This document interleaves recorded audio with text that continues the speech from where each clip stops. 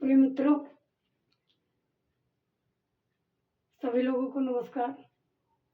मैं Mahendra Kumar cycle classes में आपका स्वागत करता हूं और आशा करता हूं कि आप सभी मित्र बहुत अच्छे होंगे। मित्रों, हम आज की क्लास में आपको फीमेल सेक्सुअल हार्मोन बताएंगे, जिसे हम स्त्री लैंगिक हार्मोन भी कहते हैं। और ये हार्मोन, सेक्सुअल हार्मोन जितने होते हैं वो लगभग 10 से 11 साल के बाद रिलीज होना स्टार्ट होते हैं। तो मित्रों, आइए हम फीमेल सेक्सुअल हार्मोन के बारे में। ओवरी से निकलने वाले 3 हार्मोन हैं, प्रोजेस्टेरॉन, एस्ट्रोजन और जो है रिलैक्सिन हार्मोन। अब प्रोजेस्टेरॉन हार्मोन क्या काम करता है? तो प्रोजेस्टेरॉन हार्मोन को पहली चीज जान लीजिए, इसे प्रेगनेंसी हार्मोन कहा जाता है। कौन हार्मोन मित्रों? प्रेगनेंसी हार्मोन किसे कहा जाता है? प्रोजेस्टेरॉन हार्मोन को प्रेगनेंसी हार्मोन कहा जाता है। दूसरी चीज जान लीजिए, ये क्या क्या काम करता है। ये यूट्रस वॉल को, जो गर्भाशय की भित्ति होती है, उसका डेवलप करता है, उसको मजबूत बनाता है, मोटा बनाता है, और उसी को हम एंडोमेट्रियम कहते हैं। जो यूट्रस वॉल को मोटा बनाता है, डेवलप करता है, उसे हम क्या कहते हैं? एंडोमेट्रियम कहते हैं। और वही एंडोमेट्रियम काम क्या करता है कि जो माँ जो होती है, वो जो ग्लूकोज ली रहती है या फैट्स ली रहती है, वो ग्लूकोज को, एंडोमेट्रियम ग्लूकोज को ग्लाइकोजन में और फैट को फैटी एसिड में तोड़कर, बदलकर, किसको? ग्लूकोज को किसमें? ग्लाइकोजन में। फैट को फैटी एसिड में बदल देता है और उसके बदल करके बच्चे को गर्भाशय में ज्यादा पोषण प्रदान करता है, एक्स्ट्रा न्यूट्रिशन देता है, ताकि बच्चे को जो है पोषण मिल सके।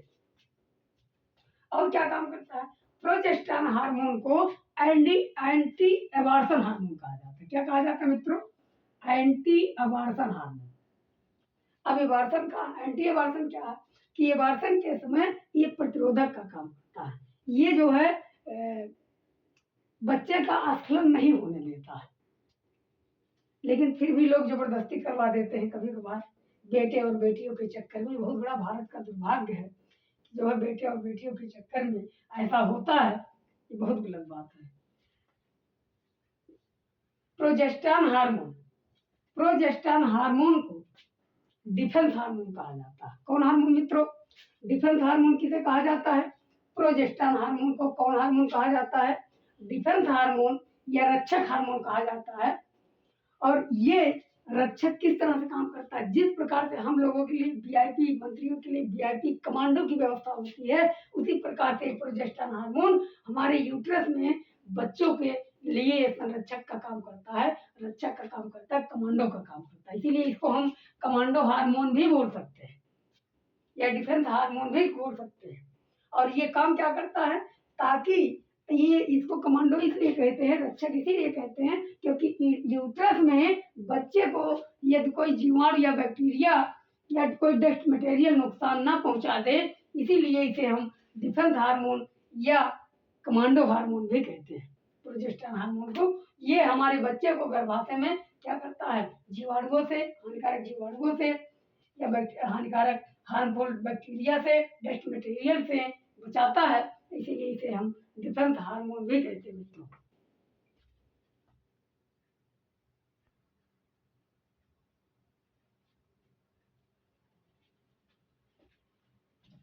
तो मित्रों, दूसरा हार्मोन आपको एस्ट्रोजन हार्मोन है। पहला आपने पढ़ा प्रोजेस्टेरॉन हार्मोन, दूसरा आप पढ़ रहे हैं एस्ट्रोजन हार्मोन।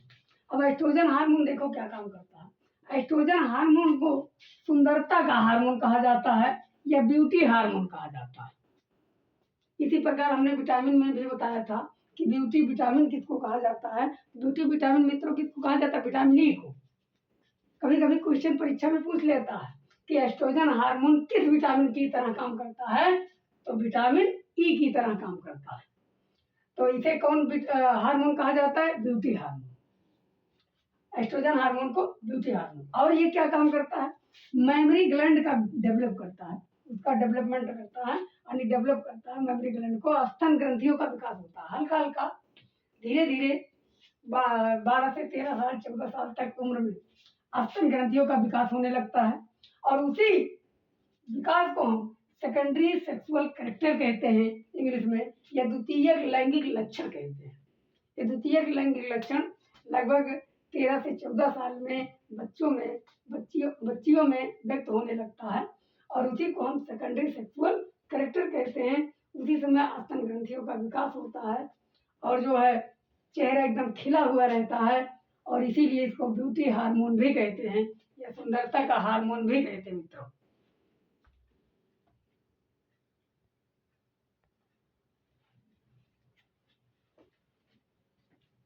तो आइए मित्रों, हम रिलैक्सिन हार्मोन के बारे में पढ़ेंगे।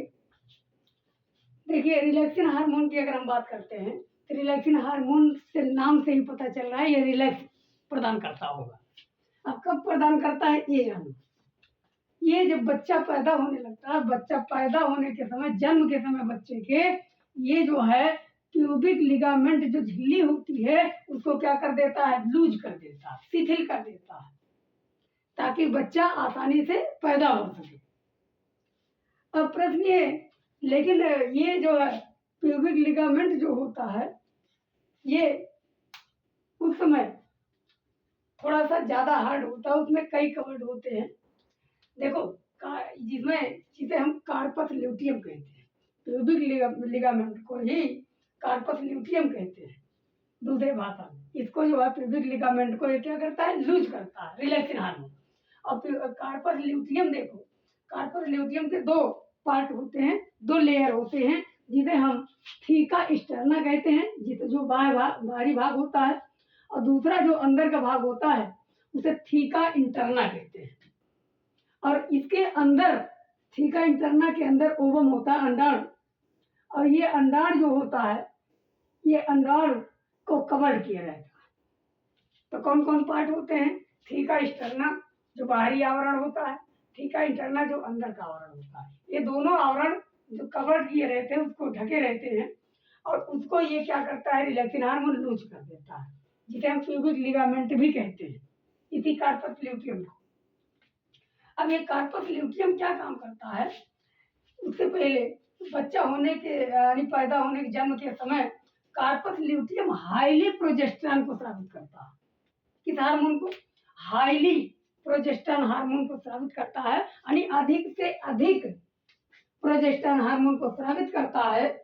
और यही इसके बाद और क्या काम करता है कि ये जो है, जो प्रोजेस्टेरॉन को स्रावित करता है, और इसके बाद इसी कार्पस ल्यूटियम जो होता है, इसका कार्य क्या होता है? ये प्रेगनेंसी के 3 महीने तक काम करता है, 3 महीने तक बना रहता है, और इसके बाद यह अपना कार्यभार प्लेसेंटा को दे देता है।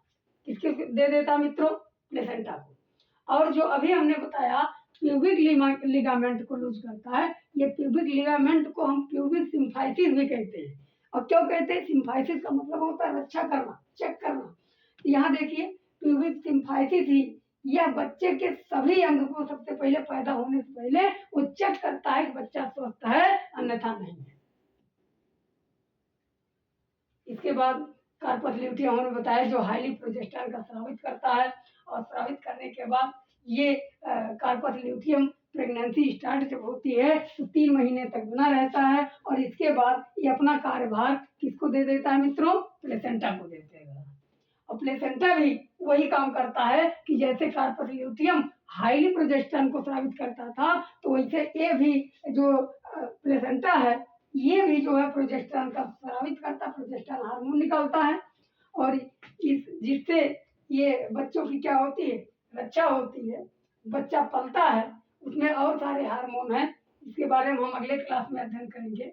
यहाँ नोट में हमने कुछ चीजें लिखा है कि यदि ओवरी को इस समय जब प्रेगनेंसी धारण कर ली है स्त्री, तो उस समय अगर उस ओवरी को, अंडाशय को काट कर निकाल भी दिया जाए तो भी बच्चा पूर्ण रूप से स्वस्थ रहेगा और उसी प्रकार से डेवलप करता है जैसे बच्चा माँ के पेट में डेवलप करता है, विकास करता है, उसी प्रकार से ओवरी को काट कर निकाल देने पर भी बच्चा डेवलप करेगा सामान्य तरीके से, इसमें कोई चेंजिंग नहीं हो।